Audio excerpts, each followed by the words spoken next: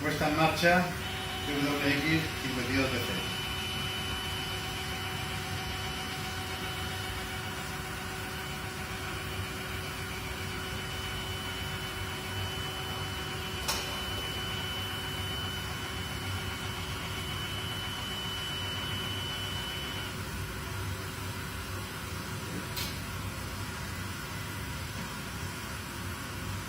El cargador, las puestas de circonio, ¿no? Que ha de coger.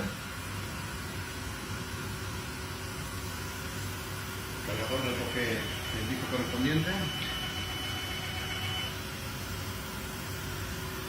Y se va a introducirlo.